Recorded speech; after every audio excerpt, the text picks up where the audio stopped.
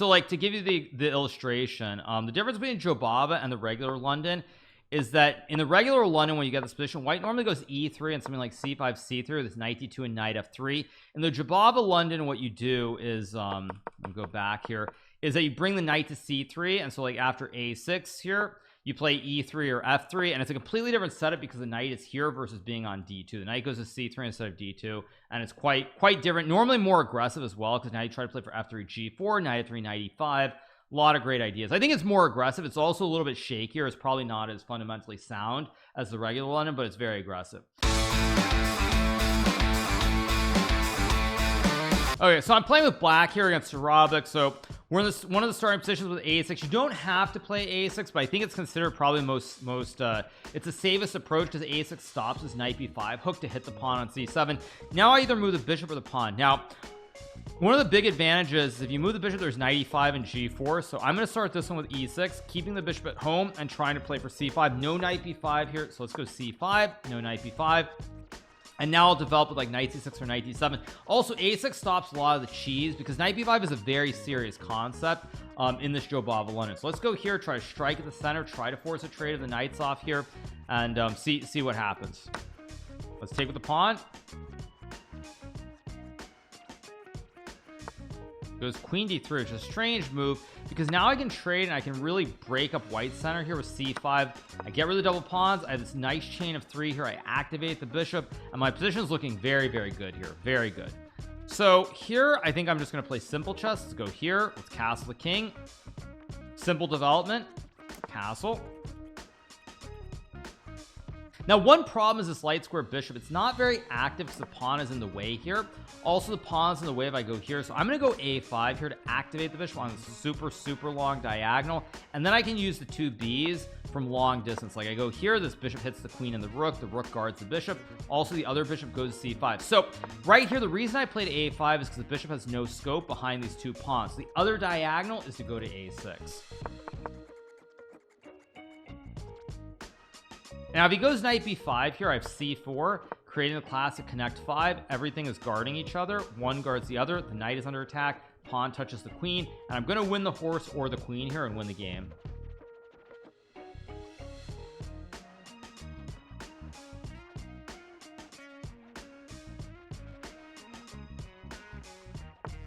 Goes queen a3, and this is a classic Votez gambit. Let's take the queen. And this is not exactly what you're hoping for. He takes the pawn. I'll take the knight here. Go queen d7, probably bishop a4. You guys tell me in an hour if you want me to play the entire arena, or whether we move on to other stuff. So all right, here I'm going to start with knight f3 again, because if bishop f5 you can go knight e5 and h3 and g4. Now it goes knight c6. Now the funny thing is I'm not familiar with knight c6 right off as a move, but it's a good move here because the pawn stops knight b5. If this pawn were on a7, knight b5 would win the game here. But I think I'm going to go e3 here to finish my development. I still maybe want to move the knight and push pawns, but I want to see, is he developing the bishop here, or is he going to push the pawn? So he develops the bishop, so now I go knight e5 here. Now I have a lot of ideas of trying to expand on the king side here.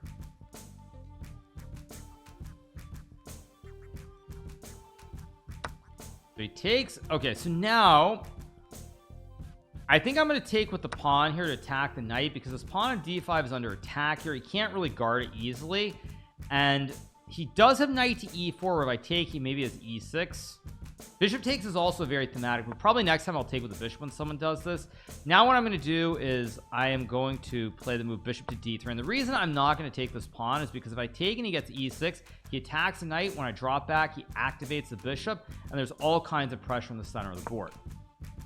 So if he takes, I'll pre-move it to be safe. If he doesn't, we'll come with another concept. He plays e6. So now that he's played e6, there are multiple ways to take this knight here, and I think what I'm going to do here is actually not take the knight. I think I'm going to rotate my knight back so I can play f3 and kick this knight right out of the center of the board. I can also just castle first, depending on what he does.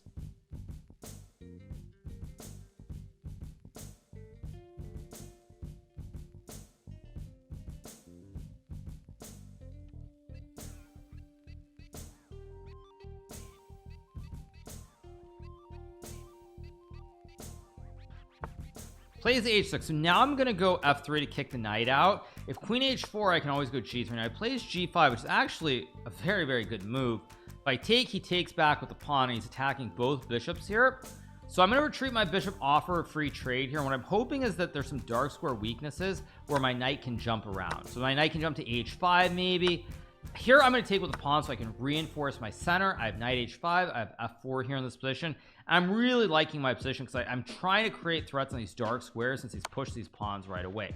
He checks, good move. I think I'm gonna go to f2, and the reason I'm gonna go to f2 here is not so much because I don't want to meme with a pawn cloud, but because I still want to play h4. I maybe want to go d4, e4. If he pushes this pawn here to stop me, I have queen a4 checking the king and winning this bishop here.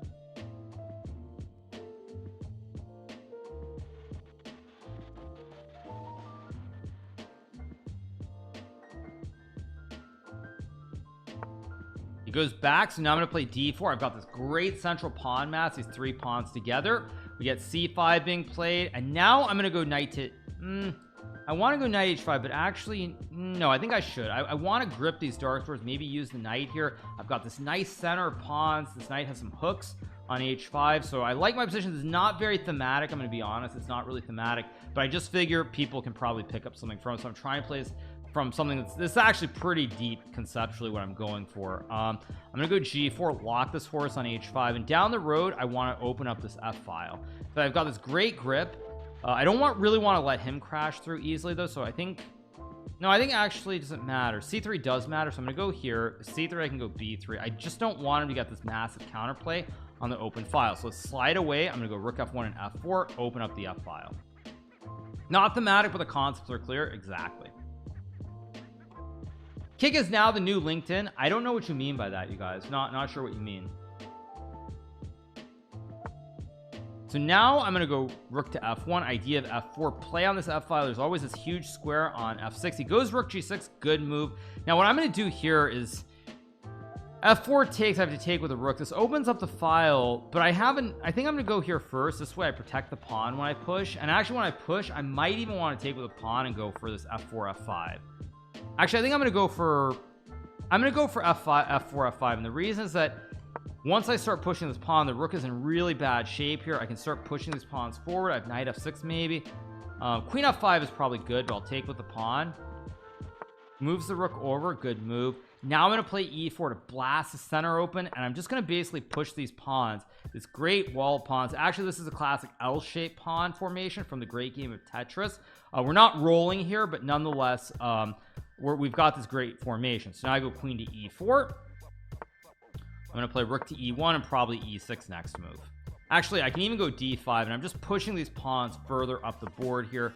Let's just keep pushing the pawns, and black's in a lot of trouble. We go check, I take the rook, and it's all a total disaster. So all right, here this game I'm again going to start with knight to f3. Galaga is greater than Tetris.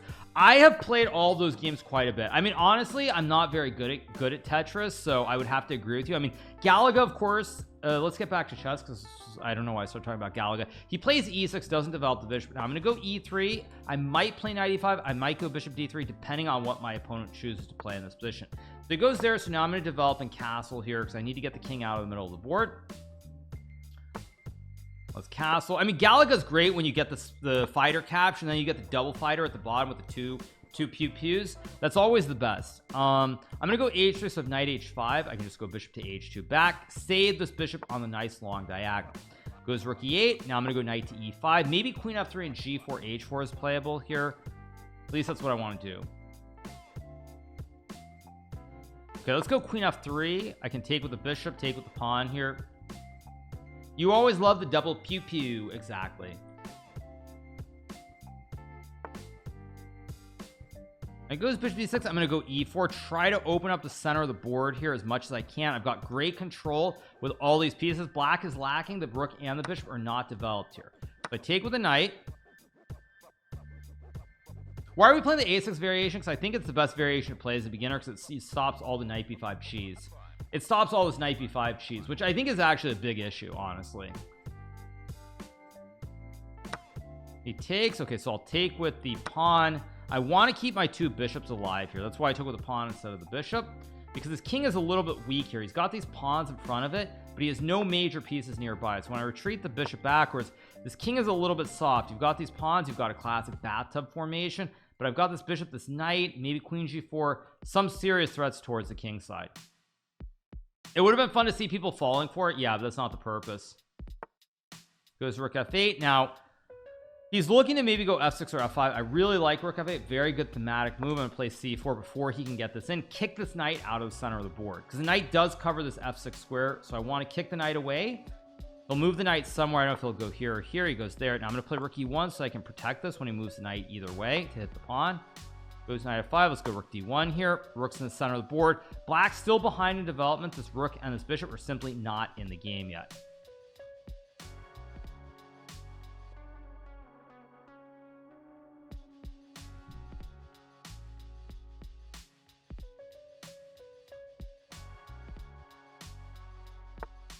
So he goes to f6 anyway, which is probably a very good move objectively. The only problem here with Black's position is that he's still lacking in development, and I have the rooks on the ideal two central squares here, and he has a weak pawn on e6. Like, he's gonna take weak pawn, so I've got the two towers on the right files. Let's go. I'll go here. If I go to c2, I'm worried his knight d4 to fork the bishop and the queen. So I'm going back to b1. I'm trying to keep the bishops alive. I might try to use the two diagonals as well. I'm gonna go here, attack the knight, try to set up the double pew in the center of the board. If I take with the queen, there's a battery here, massive threat with g4, bishop on e5, also super well placed.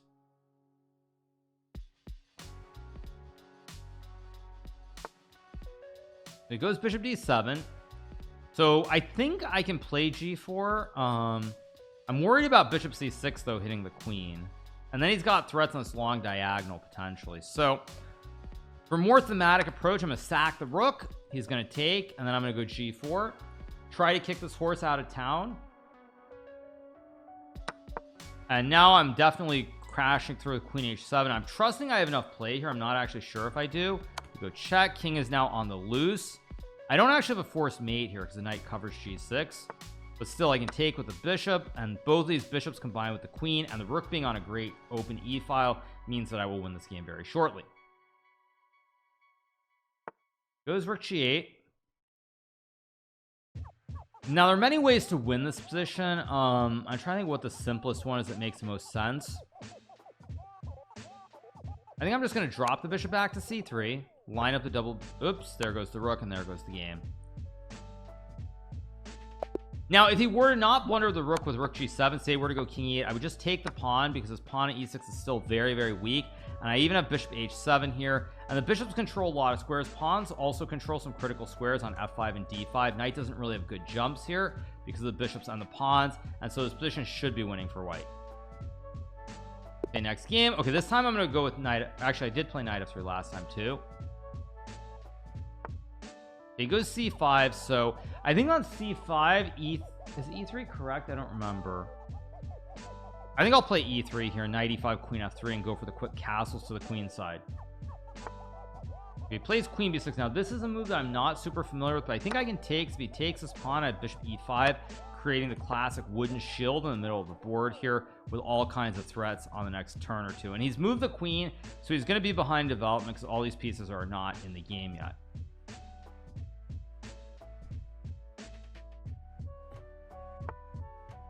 Goes bishop g4, so it's getting very chaotic immediately. I think I can just take here though. The bishop hits the queen from a backwards diagonal. The knight guards. I'm threatening mate in one, by the way, with knight c7 as well, and I think my opponent's in really, really bad shape. This might be a very quick game actually. He goes here, and unfortunately it's spaghettio. This is the family fork, but on top of getting forked here, the king is actually just checkmated. So very, very unfortunate opening for my opponent.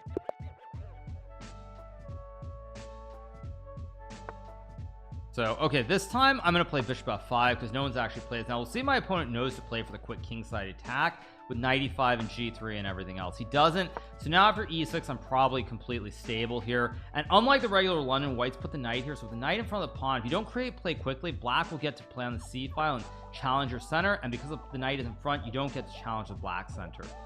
So I will just drop back, trade the bishops here. Very similar to the traditional London from my standpoint with the black pieces. Now I'm playing the regular setup, maybe c5 or maybe c6 as well.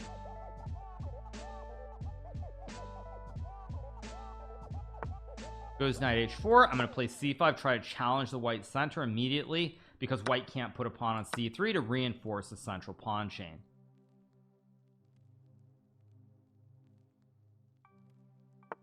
Goes rook e1. Okay, so let's play rook c8, try to use this open file. I don't know if he'll take or he'll leave it here. I'm still not sure which one he's doing, but it still makes sense to put the rook on the open file. I can always develop the bishop and castle the king, which I will do in the next couple of moves as well.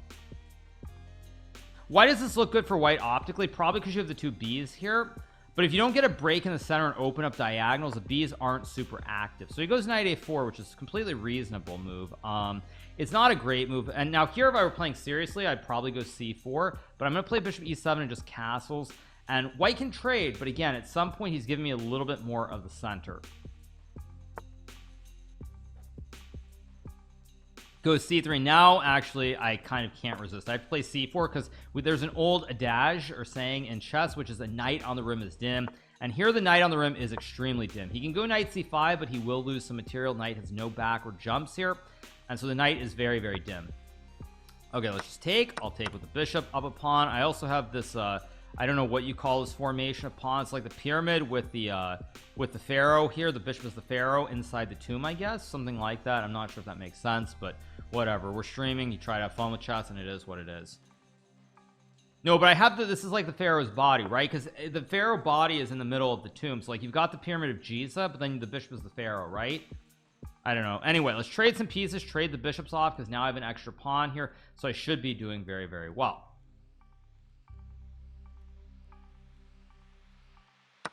He trades. Now I threatened to mate him on h2 because of the open h file here, and I haven't not castled. It's a Dorito formation.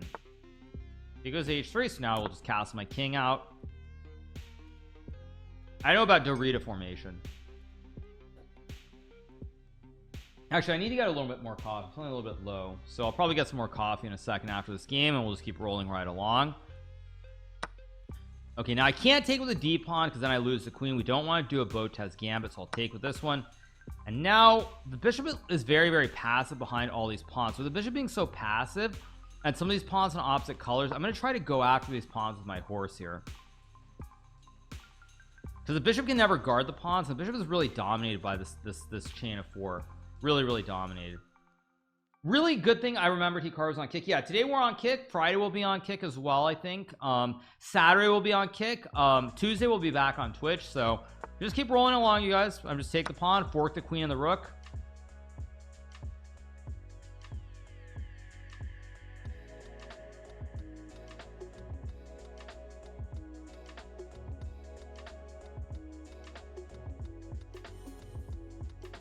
So forking the queen and the rook, we're gonna win some material, and we should win the game. Let's just take. Let's go c3, attack the queen. Also, I've got a rook behind a pass pawn. Very, very fundamental concept that you'll see a lot of, by the way, the rook behind the pawn. Even in this endgame, which is not a rook and pawn endgame, rook behind a pass pawn is one of the strongest formations that naturally occurs in a lot of different positions. So now I'm just going to trade the queens here because I've got the rook versus the bishop. Very, very straightforward. If you were to play bishop d3, for example, I can just trade, go rook b5, b2, and then push the pawn. So like here, takes here, followed by rook b2, c2, c1, and I'm going to win the game. Actually, I was going to go get coffee, but whatever. Let's play knight f3. Oh, I'm playing 2200. I'm playing a serious dude. We're playing Rate My Gambit. I will rate your gambit, my friend, after this game. From Argentina. Probably from Buenos Aires. Okay, now this allows knight e5, and now I go all in with like e3, g4, h4. Very, very aggressive stuff here. Try to attack on the king side immediately. This is one of the big advantages to Jobava London over the regular London, is you start attacking immediately. So you get to go over this big attack, and you try to kill your opponent over the board, of course. I'll trade the knights. He takes with the pawn, which is a little bit weird because now this bishop is very passive. So I'm just going to keep going after him with g5. Just keep attacking. Takes, queen h5. Big threats here. Now he goes bishop f5, which is a good move. I'm going to take the pawn. He takes. I think I can go queen h5 to go after him. I'm trying to checkmate him right away. Now he's 2200, so he's not going to fall for any of this stuff, which is also why I can go for it. Now I can't decide, is this bishop a good piece or a bad piece? It's passive with the pawns here, but on the other hand, it stops my knight from going anywhere. So I think I'm going to play bishop h3, try to get rid of the bishop so I can activate the knight and then bring this bishop into the game. Just take. Because now if I can move the knight, there's a lot of pressure for this great dark square bishop.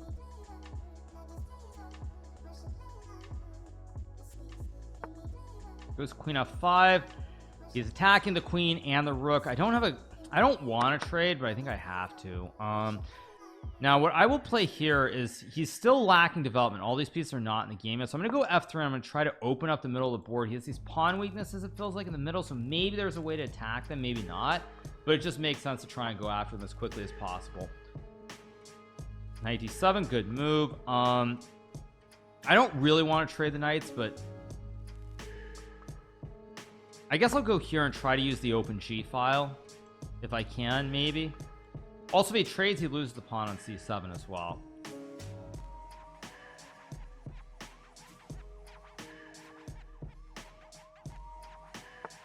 So he goes rook g8, another good move, by the way. I think I'm going to play rook g1, and what I'm hoping is that in the long term he has these weak pawns on this side, and I can activate the rook, go after him on the G file, and probably win the game. Last time I was below 3,000 on chess.com. I actually have no idea. Yeah, I have no idea. I mean, probably if you were to ask me right now, I'm guessing 2020 is when I set my original peak over 33, so I'm betting that probably sometime in 2018, before everybody started migrating over to the site, that's probably when I was under 3,000. Like, I feel like the earliest days that I remember streaming, like the early days of 2019, I feel like my rating might have been like 2,900, 2,950, like the really old days. I'm just gonna go c3, create this chain of pawns here. So I think it was at the very beginning of 2019. I might have been below 3,000, but I could be wrong. I mean, I honestly, like, it's different lifetime ago, really. So okay, I think here I will now trade the knights. I don't want to trade the pawns. Of course, if I trade, I get rid of these double pawns, so I don't want to trade. So I'm gonna go h5, fix this weak pawn here, and maybe I trade, maybe I go rook g3, rook g8. We're in a pretty dank endgame here, but I should be better because black has a double pawns. He's also got the weak pawn here. Generally in chess, we have the old saying, if your opponent has two weaknesses, you probably can win. If they have one, it's probably a draw, because they can defend one weakness. Defending two weaknesses generally is very difficult. So let's go here.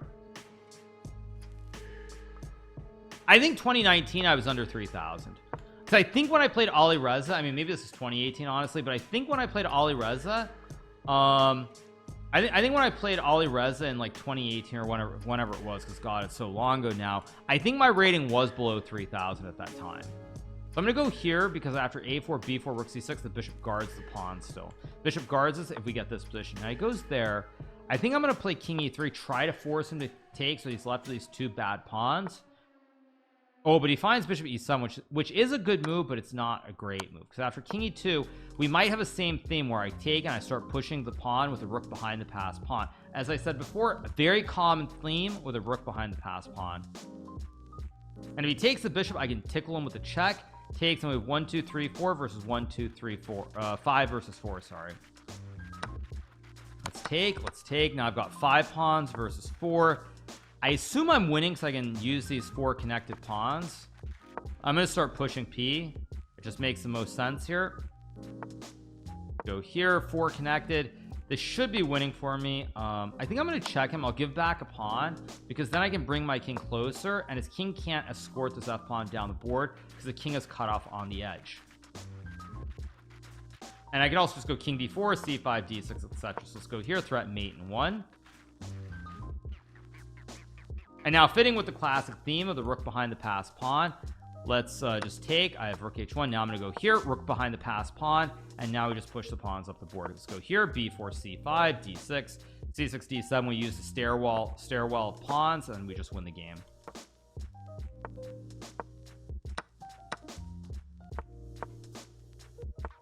Let's keep pushing the pawns, and nothing that my opponent can really do here. He's just losing. So I'm gonna go get some coffee, so just literally give me like 1 minute, 1.5 minutes, and I will be right back. Let me just go get some coffee and we'll keep rolling. 1 second, let's keep rolling. Taking the elevator the first floor. No, I was getting more coffee, you guys. Okay, let's go e6 here.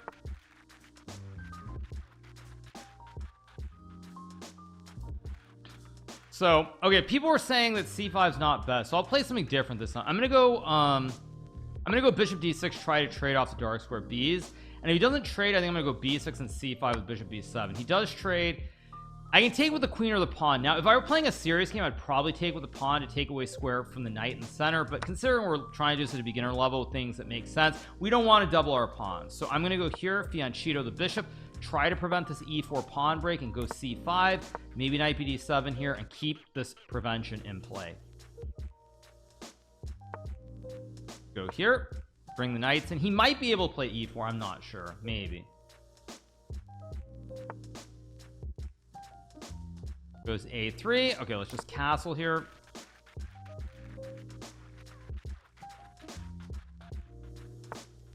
Okay, now because I prevented him, I realized I can actually play e5 myself here to open up the center where I can take and take with the queen. And I think my position's pretty respectable here, pretty respectable. Also, for everybody who's wondering, we do have some content to cover. Apparently Fabiano did a podcast which was released today, so we're going to take a quick look at that. I don't know if I'll play the whole arena. I'll let you guys decide. I'm going to go e4 and fork the bishop and the knight. Whether to stop with 30 minutes left, because I want to do a 1 hour arena. I accidentally set it for 90 minutes when I didn't mean to. I'm gonna take with the knight, overprotect the pawn at e4 here. Was there c4 that I missed? Oh, there was just c4 to trap the bishop. You're right, I missed it. How are you not nominated for streamer awards in chess category? Am I or not? I don't know. I don't even care. I really don't care. Why would I care? Let's just take the knight. I actually have no idea. If I'm not, so what? If I am, so what? I don't really care. Yeah, I mean that I'm gonna be honest with all that stuff. I think the whole thing, I'm not, but Tyler 1 is. That's hilarious. That's the best thing ever, you guys. That is comical. That's hilarious. That's actually maybe the funniest. That's the funniest thing I've heard in quite a while. Okay, let's take the pawn on g2 and go knight e4 or rook d8.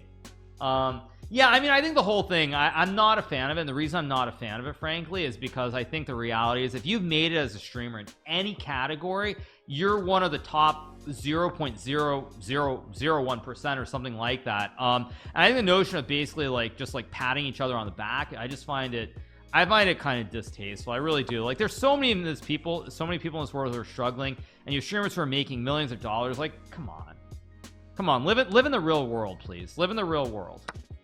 Let's take the bishop here. I'm gonna take the pawn and go queen g3. Like, come on. It really feels to me like it's just like rubbing in the face of, you know, of like everyday people. That's my personal opinion, obviously. I mean, you don't have to agree with it, but I just find the whole thing really distasteful. Okay, I'm gonna go queen g3, take the pawn. I have queen h1 here. I should be close to winning in this position. W take, I mean, yeah, I could tell you guys I grew up in a different world. I grew up in a world where there were no free handouts. You had to earn everything that you deserved. And so like even if that's not the world we live in today, it's the world I grew up in. It's who I am. I'm not going to sugarcoat things.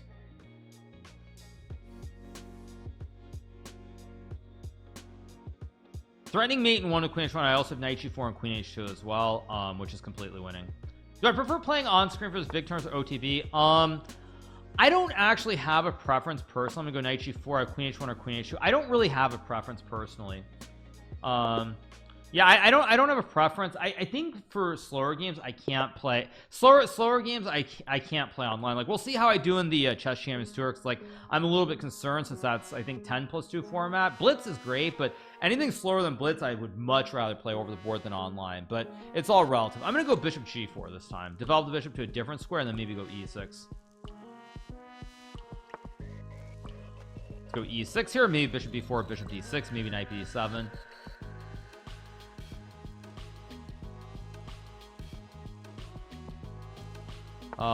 I think I'm gonna trade because I don't want him jumping with the knights. I'm gonna trade, and this time I'm gonna go c5, knight 6. Now he has the 2 b's, but unless he can open up this the diagonals, I think my knights are a little bit better here in the center of the board. So we go here, try to pressure the pawn, try to prevent e4, and I like D's knights.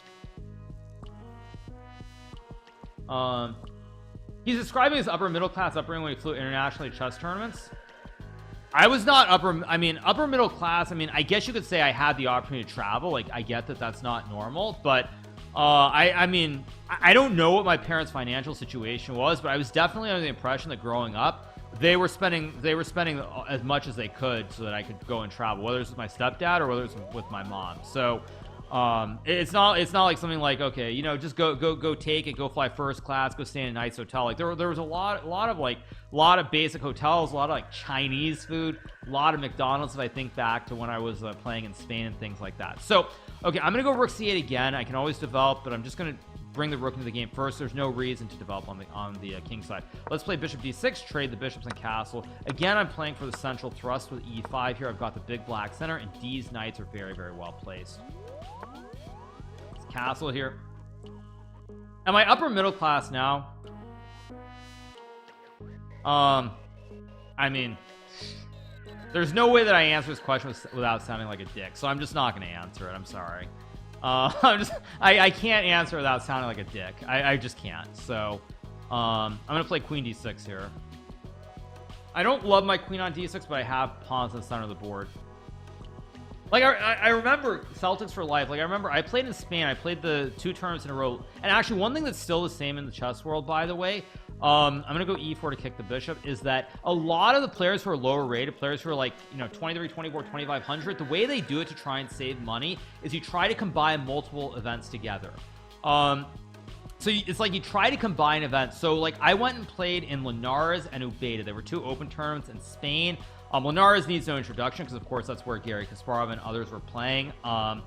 But like I went there and would combine the 2 tournaments. I remember like before the rounds, I think my mom would like, she'd go and get me one of those, like, what do you call them? They were like salads from McDonald's or something. They were like in like a, they're in like a thing that you normally get like a Slurpee in or something.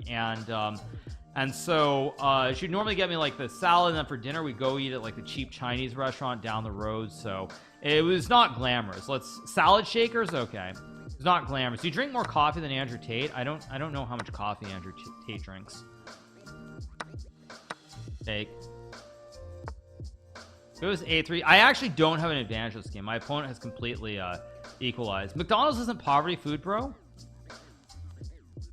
What do you mean? What are you talking about? Wait, is that true or not true? I'm gonna go knight 6. I'm not sure. Is that true or not true? I thought McDonald's, like with the dollar menu, I thought with dollar menu and everything else that, yeah, let's go here and play on the c file. I have no advantage here, by the way, so I'm gonna just have to show endgame skills. I'm gonna go g6 and f5, create the classic connect 4. Oh, and actually, you know what the best part about McDonald's is, you guys? In Spain, it wasn't fancy, but yes, I was in Abu Dhabi a couple months ago, and yeah, McDonald's was like really popping. Like it was really good. It's hilarious. McDonald's in the US is trash, and McDonald's like in some place in Europe or in like the Emirates, it's actually fancy. It's like gourmet food. So yeah, I have to be careful where I say. Like in Spain it wasn't gourmet food, but yeah, I remember I was in Abu Dhabi and like McDonald's was gourmet food. I had the Mick, what do you call it? Was it the mix something?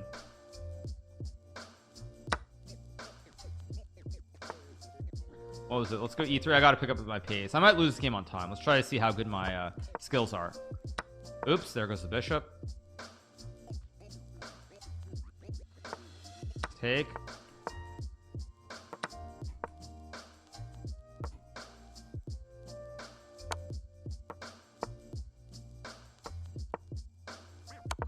I'm just gonna walk my king in. We're gonna do a little king walk here.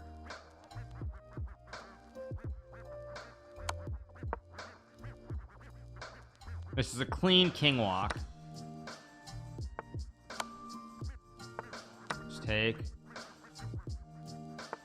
Go here. I want to go knight g4. I gotta move. Whoops. Giving him a chance. He might survive, but I don't think so. Oh wow, he found out. That's a good move. Great move.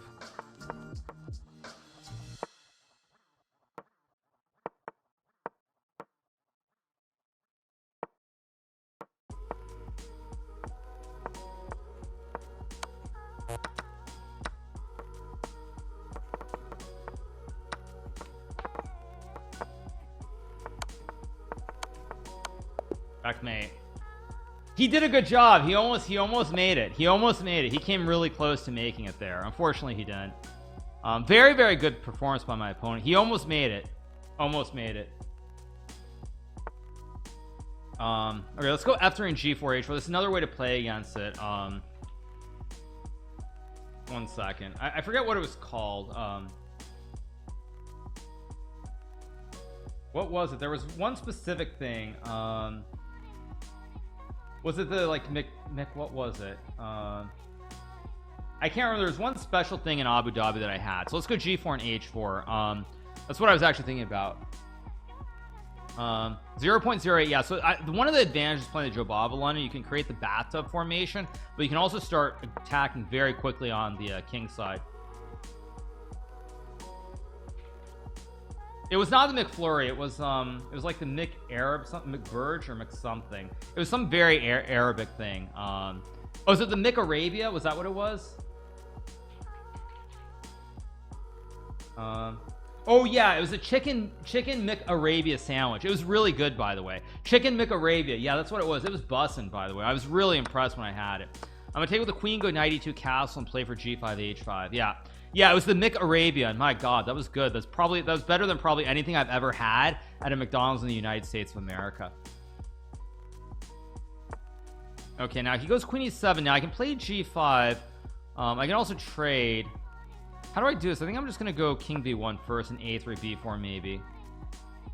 I think it's pretty funny, by the way, because like if you think about this, and I know we should talk about chess more, but it's very funny to me that, you know, like if you come from somewhere that's not America, like if you come from somewhere that's not America, like you have all these things that you hear about in media and otherwise, like, and I was thinking like how disillusioned you would be if like you grew up somewhere and like, you know, every so often you go to McDonald's because it's like a fancy thing, and you finally, you know, you're like 20 years old, you get to travel to America for once, and you go to McDonald's expecting the same thing, and you get these like dripping fries that are like in like what's it, like palm oil or whatever the bad oil is, and it's like they're dripping, it's really bad, and you're like, what the heck, what is this? So trade the bishops, maybe go knight f4, maybe a3 here, maybe knight a4 as well. I don't really want to kick the knight back though, so I think I'm gonna go knight f4 with the idea of g5. I still have a3 later if I need it, but I don't want to. When I first went to the US, actually, you know what else was really good in you know, it was really good in both Iceland as well as Abu Dhabi was Subway. Subway sandwiches were really good in both those places, and obviously in the US, like, I mean, I'm not touching Subway in the US. So I'm gonna go g5 and open up the h file here. I have rook h7. Time to attack and create the kebab on the 7th rank here. Looking really good for me, really good. I still keep this a3 kick in my back pocket if I want it. Eventually I probably should use the kick. I think I'm going to kick the knight here, and then I'm going to play e4 and try to put a lot of pressure on the center of the board, and maybe use these knights to create a lot of threats.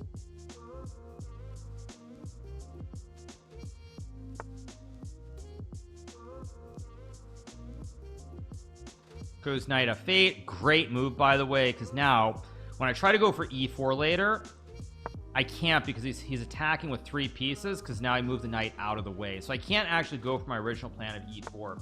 Have I visited Iran? No, of course I haven't, you guys. Let's play rook h1 here.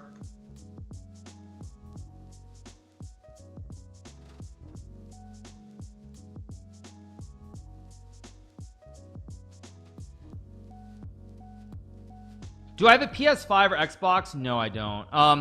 Both knights are kind of, I mean, everyone's knights here are okay, but not great. Like, my knights are okay because they stop e5, but it also hampers my pawn pushes in the center. So it's, both of the knights aren't good. Now, what I'm going to do here is I'm going to go knight d3 and f4 to try and grip this dark square center here, if I can. Let's go here.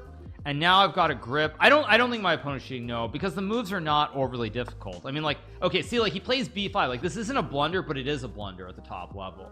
See, that's the thing. Okay, so now he's creating more Swiss cheese. So I think I'm going to go here, and I'm going to try to plop the horse on c5 or e5 down the road.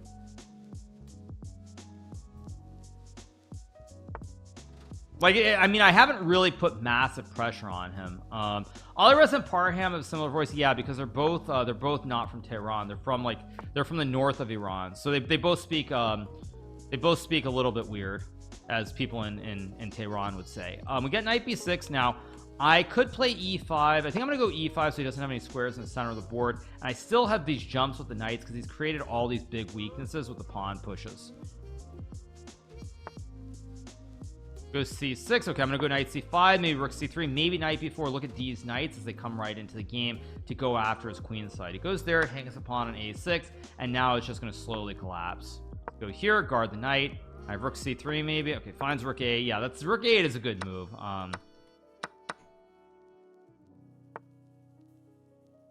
Let's go here. This guy's either this guy is probably underrated, to be honest. He's either underrated or yeah, there's probably something wrong. I think it most likely is just underrated, but I don't know.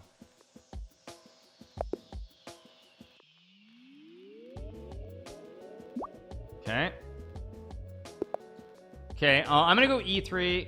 Wait, with c5 pre-move. Okay, I think there's some e4 move that's supposed to be playable. I don't think it's here though. So I think I take the pawn. I actually don't know if this is right. I'm gonna go a3 with the idea of b4 to create the connect 3, and now I'm also hitting the knight on f6. So I don't know if this is good or not, but it's something to do. Let's go b4. I don't know if this is right, but I think it's acceptable.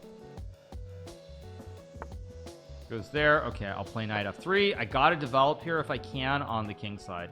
Gotta develop fast. Let's go here. Let's castle. I don't want to take, but maybe I should. I don't know. It's hard to judge. Okay, he goes d4. So now I'll take. Go knight e4. Hit the bishop. I'm up a pawn, but I'm a little bit behind in development, so I need to get my king out right away.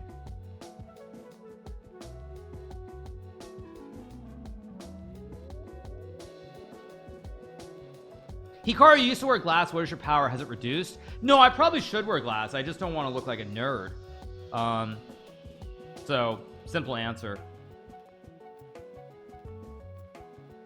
I mean, I probably should wear glasses, but it is what it is. Okay, he goes there. Now I'm up this pawn here, but I'm still not quite developed. He's got a lot of pressure on the center of the board. Don't like that. I don't like that. I think I'm gonna go here and try to defend this. I have problems in the center of the board, no doubt, though. There are real problems here. Yeah, I'm gonna go here to stop f5 and e4. I'm still covering the squares. Very, very dangerous though, because I'm still not castle. I still have not completed my development. Literally, top 5 is afraid of being labeled a nerd. Yeah, LASIK too dangerous. No thanks. I've thought about LASIK, but I mean, I know it sounds really dumb. But like, I mean, the thing is, if something goes wrong, you could go blind. I mean, that is the reality with LASIK. Like, I mean, I know that it's like 0.001% chance, but it could happen. Like, if the person doing the LASIK gets distracted, like, I mean, you go blind. And I know people who've had complications where they've had issues for a while. So he goes bishop f6. I think I'm going to play e4 so that now he no longer can use this central part of the board. So now the center is really clogged. He's got these pawns, but it's clogged. And now I'm simply up a pawn here on the queen side, although it's not easy to prove the advantage. I think I'll go queen e2 to guard this chain of pawns. I don't want to push because then I weaken this one. Like if I go here and then he moves the knight, this one becomes very weak. Right now it's currently guarding.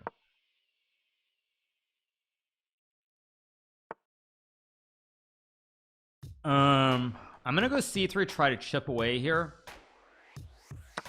Takes. Now I don't have double pawns, but after knight d4 I can just trade, move the queen back, and now I keep my pawn chain intact. I can even push my pawns to the center of the board, and he really can't open up the scope for the two Bs.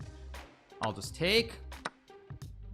I'm gonna go I don't love b5 here. Actually, it's funny, my opponent's position is not that bad. It's probably quite decent. In a classical game, I'm not sure I would win this against like Nepo or Magnus. Okay, I think I should go b5 to protect the pawn with the bishop. Let's go here, guard the pawn. Now what I need to do is I need to really start using these central pawns, creating space for my pieces. Like here on bishop c4 maybe. To go for a diagonal. Maybe b6, b7 at some point too. So what do you guys want me to do? I'm gonna go bishop c4. Do you want me to play out the last 30-ish minutes, or do you want me to cover the Fabiano podcast? I'll leave it up to you guys to tell me what you want. I'm gonna go h3 here just to create lift for the king. Just go back and guard the knight. Okay, take here, obstacle bishops. Fabiano. Oh, okay, everyone's saying Fabiano. So let's go here on queen e4. Go here, threaten the mate. Yeah, actually everyone's saying Fabiano. So okay. All right, we'll do that. I'm gonna play rook c1, maybe activate the rook to c6, maybe go f5 here.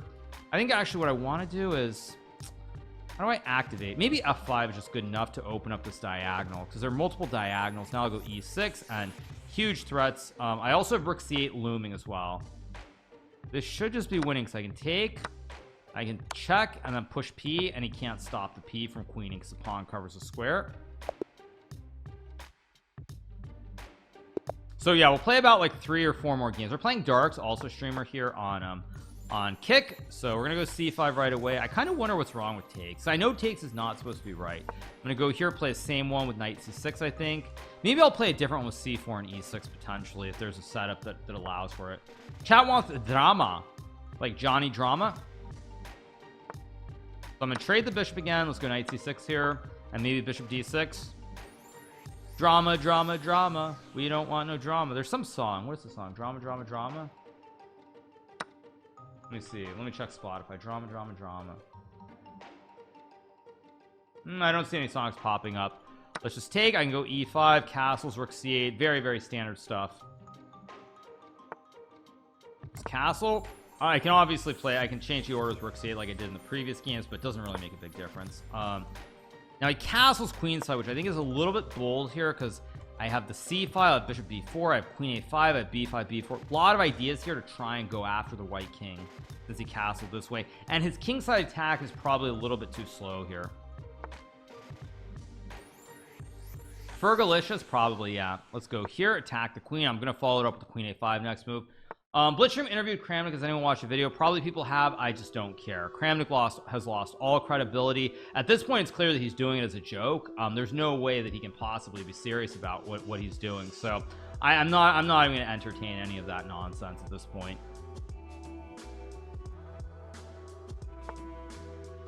Okay, now I'm going to go b5, go after the knight. I've got this great pressure on the file, and Spaghetti is going to lose a ton of material. Take the queen. Making it famous? No, not really. Not really. Yeah. Go b4, attack the knight. And I have a feeling that I'm probably gonna have a very similar comment to when I see what Fabiano says. Let's take on c3. I can go for the lolly. We're gonna lolly mate him with queen b2, named after Jean-Baptiste Lolli, the famous Italian chess player from the 1700s, and we're gonna win this game.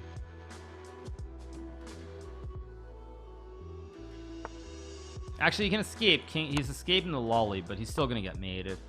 Let's just go knight d7, maybe knight c5, maybe e5 here. All the Londons became so popular. Everyone just seems to know theory suddenly. I mean, London is one of the easier openings to play. That's one of the things I would say. Yeah. No, I mean, I don't think it was a publicity stunt. I think initially, like he was trying to be serious about it. I think he was trying to be serious about it, but then he like tries to come up with a methodology which obviously is complete nonsense, and instead of admitting he's wrong, he doubles down.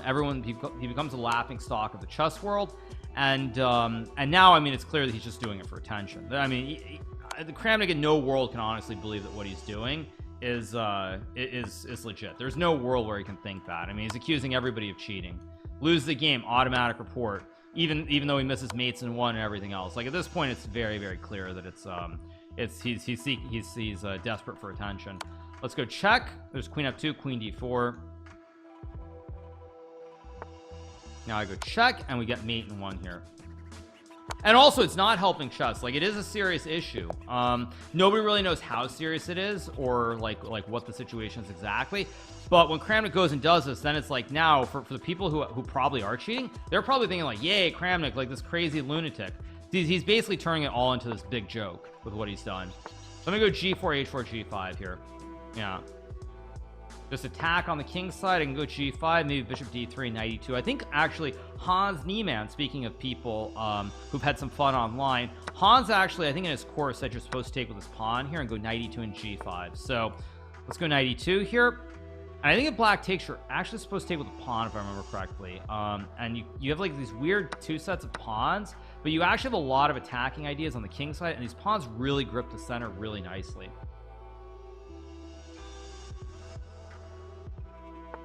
Goes queen e7. Okay, now I'm gonna play queen d2. Probably I just castle queenside.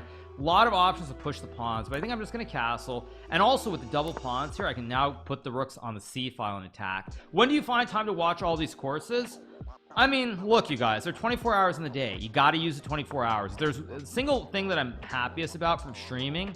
Let's go rook c1. Probably the single biggest thing that I've learned from streaming is how to utilize my time. Go knight d1 here. I want to use this open c file down the road. He stopped me from going knight a4, so I have to go the other way, stack the rooks and try to attack here.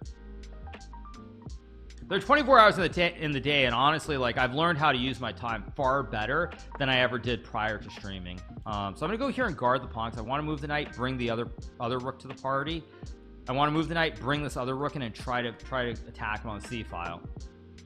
Go here. I'm gonna go rook c1 next move. Go here, pressure the knight.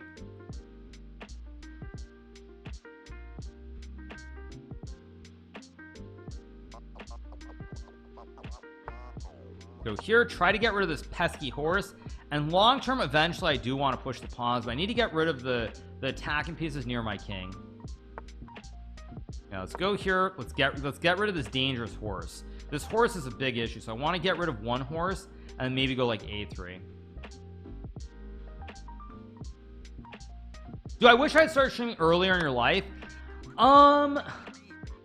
You know, in a way I would say yes, but on the one hand I would say no. And you know, I think the thing is, I was sort of very fortunate because, like, in a way I was streaming when I was young. Like, a lot of people here don't even, I mean, they weren't around when I was like playing on the internet chess club in like the late 90s, early 2000s. But if you go back to that time, one thing that I used to do that was very unique when I was playing on the internet chess club is I was basically typing my thoughts during the game, or what I was thinking while I was playing. So I was essentially doing a form of live streaming just with typing instead of talking when I was a very young age on the internet chess club.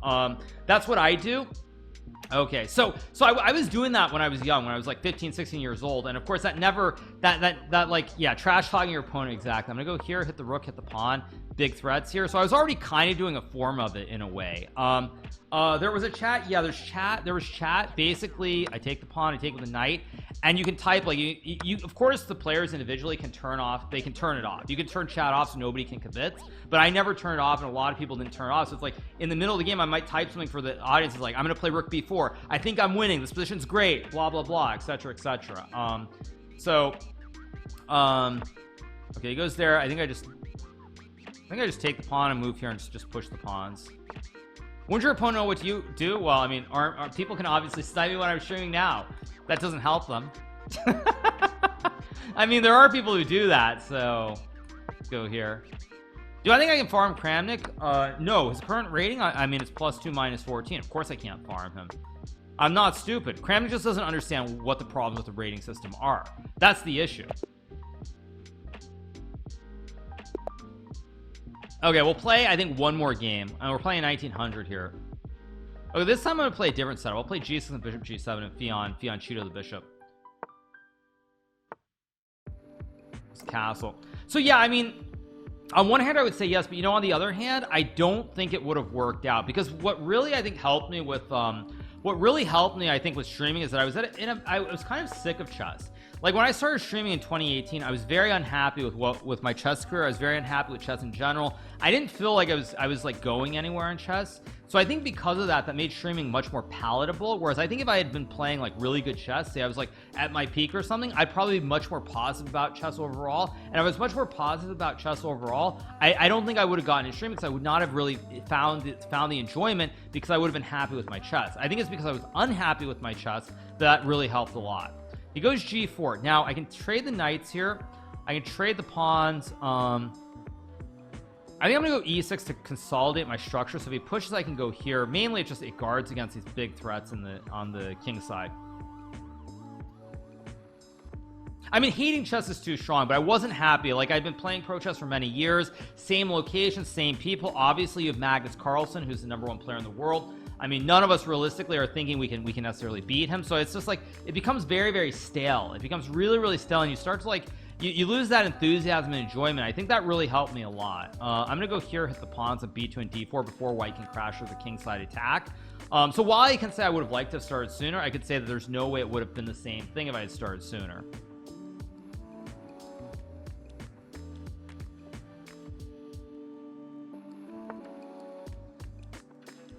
Okay, let's go check, hit the knight, hit the king here. I'm gonna go c4 and attack the bishop, followed by b5. Oh, I can't go b5 because he's knight 6 trapping my he is knight c6 trapping my queen, so I gotta trade the knights off first. I don't actually like my position, by the way. I think I'm in trouble in this game. Yeah, I think I'm in quite a bit of trouble potentially. Takes. Okay, I think I'm gonna go here and try to go b5 and go after this wayward knight, but my position is pretty dangerous here. I'm not gonna lie, my position's pretty bad. This is a bad position that I have here, really bad. Hikaru, do people identify you when you go outside your home? Of course. I'm gonna go b5 anyway to go after this knight. He can drop the horse here and try to bring the queen in, which is why I'm not gonna trade the horse. I'm gonna go b4 and try to attack immediately. Go here, try to attack everywhere all at once.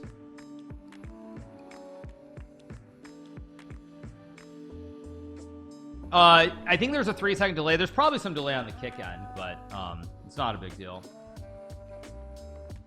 So yeah, like that's the thing, like it's a catch-22 because I could say, yeah, I would have loved to start sooner, obviously, but on the other hand, it never would have worked out that way. I mean, it never would have worked out. That's just the reality. So I'm gonna take the knight here and take the pawn. I'm trying to put a lot of pressure. He's trying to attack me here, but I think he's a little bit too slow because I have this and rook b2, and I mean, he can go queen g1, queen h2, but I think I'm getting in before he gets to meet me. Now he goes h6, which looks nice, but now unless he has a queen or a knight or something near my king, which he doesn't, I'm just going to infiltrate on the only open b file with the kebab and win the game very soon. Let's take the pawn.